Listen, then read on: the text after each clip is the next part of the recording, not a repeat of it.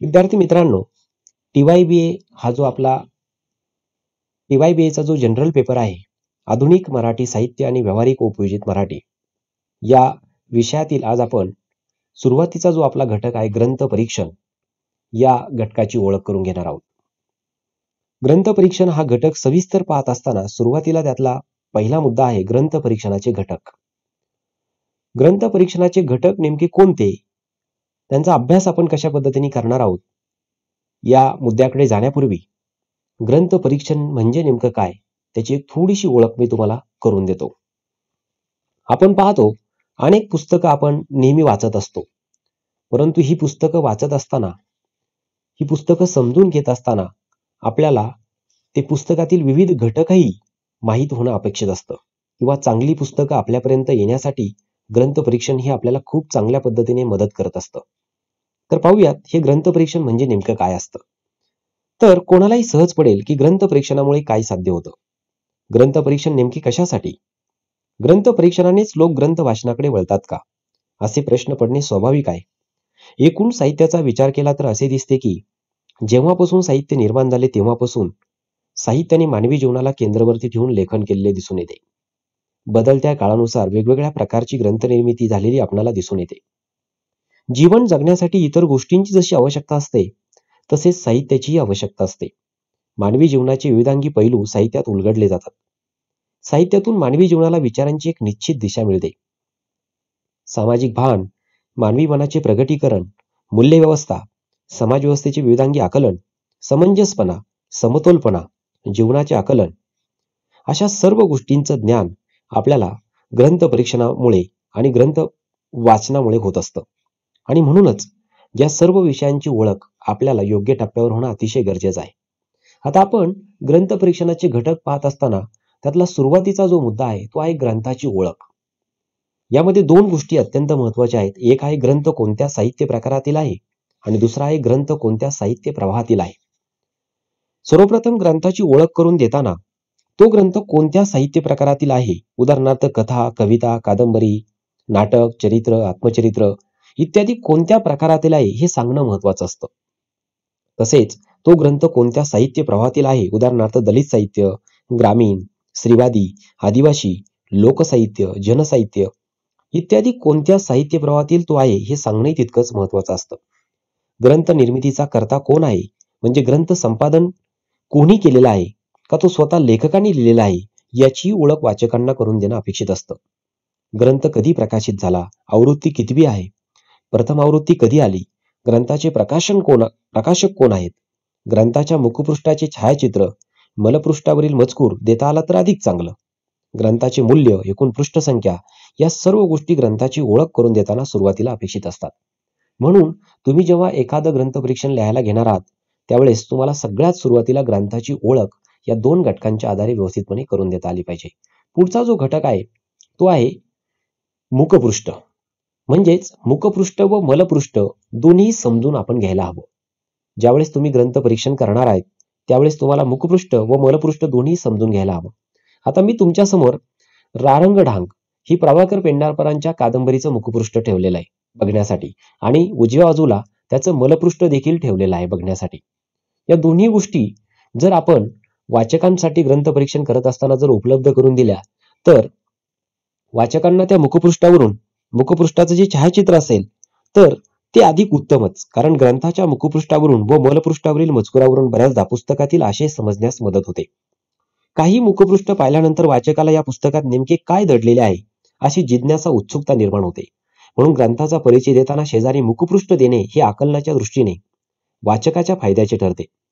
मुखपृष्ठ पाहिल्यानंतर त्यातून वेगवेगळे संदर्भ हे जाणकार वाचकाला उलगडतात व त्या ग्रंथाविषयी नवनवे संदर्भ जाणून घेण्यास उत्सुकता निर्माण होते. मुखपृष्ठावरून पुस्तकातील विषयाचा संदर्भ लागतो व तो लागावा या उत्सुकतेपोटीही वाचक ग्रंथ खरेदी करतो. परंतु प्रत्येक वेळी मुखपृष्ठावरून ग्रंथाच्या आशयाचा संदर्भ लागेलच असे नाही.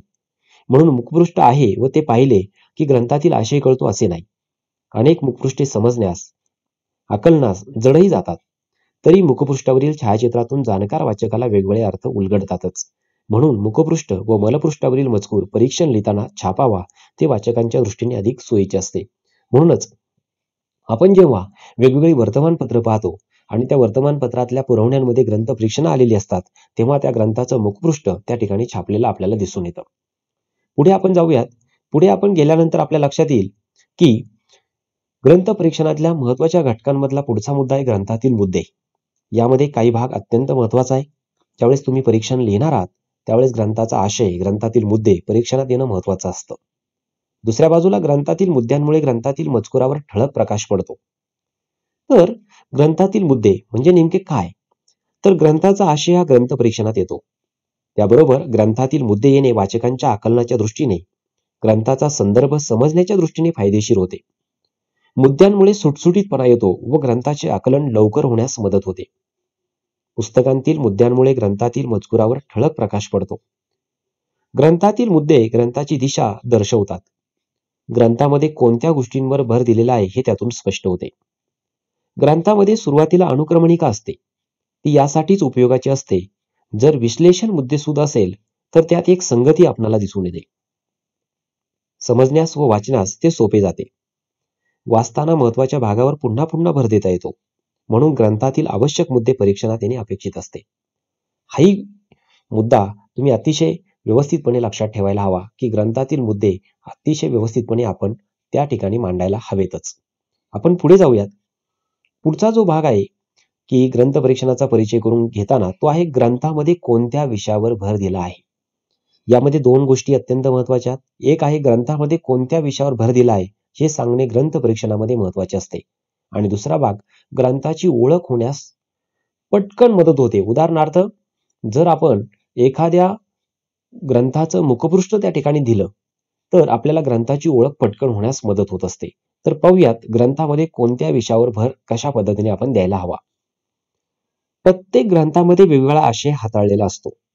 ग्रंथ परीक्षण लेखनाच्या वेळी ग्रंथात कोणत्या विषयावर भर दिला आहे हे थोडक्यात सांगणे महत्वपूर्ण ठरेल. कारण वेगवेगळ्या विषयांवर ग्रंथ लिहिले जातात. उदाहरणार्थ सामाजिक, राजकीय, आर्थिक वगैरे विविध विषयांवर लेखन झालेले दिसते. त्या ग्रंथांमध्ये कोणता विषय हाताळला गेला आहे हे वाचकाला ग्रंथ परीक्षणातून समजणे गरजेचे आहे. उदाहरणार्थ सदानंद देशमुख यांची तहान ही कादंबरी आहे. त्या कादंबरीचं मुखपृष्ठ मी तुमच्यासाठी पाहण्यासाठी स्क्रीनवर उपलब्ध करून ठेवलेला आहे. या कादंबरीमध्ये पाण्याचा प्रश्न दिवसेंदिवस कसा गंभीर बनत चाललेला आहे हा विषय हाताळलेला आहे. आपण पाहतो आपल्या अवतीभोवती सुद्धा पाण्याचा प्रश्न दरवर्षी उन्हाळ्यामध्ये अत्यंत गंभीर स्वरूप धारण करत असतो.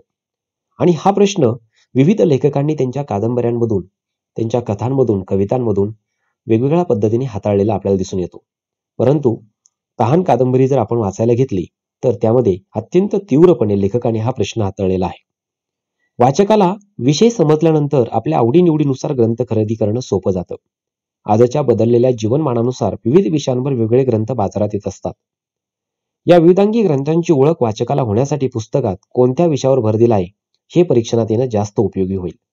म्हणून उदाहरणार्थ जर तुम्ही तहान कादंबरीचं परीक्षण लिहायला घेतलेलं आहे तर तहान कादंबरीमध्ये कोणत्या विषयावर भर दिला आहे, म्हणजे त्या तहान कादंबरीचा विषय हा पाणीचा गंभीर प्रश्न आहे. तर उदाहरणार्थ पाण्याचा गंभीर प्रश्न कादंबरीमध्ये कसा रेखाटलेला आहे, लेखकाने कोणत्या भागातील वर्णन केलं आहे, लेखकाने पाण्याबरोबर अधिक विविध कोणते कोणते प्रश्न हाताळलेले आहेत, कशा पद्धतीने त्या कादंबरीमध्ये शब्द आणि एकूणच आशयाचं रूप आलेलं आहे, हे सर्व आपल्याला ग्रंथ परीक्षणामध्ये थोडक्यात मांडता यायला हवं. म्हणजेच आपलं परीक्षण वाचल्यानंतर ते पुस्तक वाचण्यासाठी वाचकाची उत्सुकता नक्की वाढेल. आता आपण पुढे जाऊयात. आणि पुढे आपण गेल्यानंतर आपल्या लक्षात येईल की ग्रंथाचा परिचय करून घेताना ग्रंथ कोणत्या हेतूने लिहिला आहे हे सुद्धा आपल्याला माहीत असणं अत्यंत आवश्यक आहे, किंवा हे सुद्धा आपण त्या लेखनामध्ये प्रगट करणं फार आवश्यक आहे. यामध्ये विशेषतः ग्रंथ निर्मिती पाठीमागील हेतूचे स्पष्टीकरण ग्रंथ परीक्षणामध्ये तुम्ही द्यायला हवं. आता यामध्ये आपण काही पुस्तकं बघणार आहोत. उदाहरणार्थ यश तुमच्या हातात, नापास मुलांची गोष्ट, हाती ज्यांच्या शून्य होते, कवितेचा, झाड आजोबा, टुनटुन बेडकाचा प्रवास, या ग्रंथांची थोडक्यात ओळख आपण या ठिकाणी करून घेणार आहोत. आता ज्यावेळेस आपण पुढे जाऊ त्यावेळेस आपल्या लक्षात येईल की ग्रंथ कोणत्या हेतूने लिहिला आहे, हे कसं लिहायचं. तर जसे प्रत्येक कार्यामागे काही कारण दडलेले असते, तसेच ग्रंथ निर्मिती पाठीमागे काही हेतू हा दडलेला असतो. म्हणून तो ग्रंथ मनोरंजन, उपदेश, विद्यार्थ्यांचा आत्मविश्वास उंचवावा, संशोधन करणाऱ्या अभ्यासकांना तो उपयोगी पडावा, असे विविध प्रकारचे हेतू वेगवेगळ्या ग्रंथांच्या निर्मितीमागे दिसून येतात. परीक्षणामध्ये हेतूचे स्पष्टीकरण येणे हे वाचकाच्या दृष्टीने उपयोगी ठरते. उदाहरणार्थ यश तुमच्या हातात, नापास मुलांची गोष्ट, हाती ज्यांच्या शून्य होते इत्यादी ग्रंथ हे विद्यार्थ्यांचा आत्मविश्वास उंचवावा, त्यांना प्रेरणा मिळावी या हेतूने लिहिलेले दिसतात. ही दोन्ही पुस्तकांची जी मुखपृष्ठ आहेत, नापास मुलांची गोष्ट, हाती ज्यांच्या शून्य होते, हे मी तुम्हाला पाहण्यासाठी उपलब्ध करून ठेवलेले आहेत. आणि त्याबरोबरच जी आपण लहान मुलांसाठी कवितेचा, झाड आजोबा, टुनटुन बेडकाचा प्रभात, चुळूक बुळूक, फुलपाखरू निळं निळं, भिंगरी भिंगरी, पटपटपुरी असे विविध ग्रंथ दिसून येतात. उदाहरणार्थ आता मी तुमच्यासमोर लहान मुलांच्या दृष्टीने सुद्धा प्रेमचंद यांच्या ज्या श्रेष्ठ बालकथा आहेत या पुस्तकाचं सुद्धा मुखपृष्ठ ठेवलेलं आहे. ही सगळी मुखपृष्ठ जेव्हा आपण ग्रंथ परीक्षण करताना त्या ठिकाणी देतो, त्यावेळेस आपल्या मनामध्ये सुद्धा एक प्रकारची उत्सुकता निर्माण होते की त्या ग्रंथामध्ये नेमकं काय आहे, त्या ग्रंथामध्ये तो ग्रंथ कोणाला उद्देशून लिहिलेला आहे. म्हणजे यश तुमच्या हातात, नापास मुलांची गोष्ट आणि हाती ज्यांच्या शून्य होते, हे जे तिन्ही ग्रंथ आहेत, हे तिन्ही ग्रंथ खरं तर जो युवा वर्ग आहे, म्हणजेच जी मुलं आयुष्य घडवण्यासाठी धडपड करतात, ज्यांच्यामध्ये आत्मविश्वासाची थोडीशी कमतरता दिसून येते किंवा ज्यांच्यामध्ये न्यूनगंड असतात, हे न्यूनगंड बाजूला करून किंवा ज्यांचा आत्मविश्वास उंचावणं आवश्यक असतं, ज्यांना चांगल्या पद्धतीने आयुष्य घडवायचं असतं किंवा वेगवेगळ्या गोष्टींवरती मात करून पुढे जायचं असतं, ह्या व्यक्तींसाठी ही पुस्तकं, ह्या मुलांसाठी ही पुस्तकं अत्यंत प्रेरणादायी आहेत. म्हणजे ज्यावेळेस आपण हाती ज्यांच्या शून्य होते हे पुस्तक वाचायला घेतो, तेव्हा त्यातील लता मंगेशकर असतील, त्याच्यानंतर निळू फुले असतील, या सगळ्या लोकांविषयी जेव्हा आपण वाचायला सुरुवात करतो, अब्दुल कलाम असतील, या सगळ्या लोकांविषयी जेव्हा आपण वाचायला सुरुवात करतो, तेव्हा त्यांनी कसं शून्यातून त्यांचं आयुष्य घडवलं, उभं केलं, ही गोष्ट आपल्याला खूप प्रेरणा देते. नापास मुलांच्या गोष्टींमध्ये पण तसंच आहे. तिथे महात्मा गांधी आहेत, इंदिरा गांधी आहेत, यशवंतराव चव्हाण आहेत, सुशील कुमार शिंदे आहेत, या सगळ्यांचा, आईन्स्टाईन आहेत, गुलजार आहेत, या सगळ्यांचा प्रवास जेव्हा आपण वाचायला घेतो, त्यावेळेस आपल्या लक्षात येतं की खरंच आपण या सगळ्यांकडून काहीतरी शिकायलाच हवं.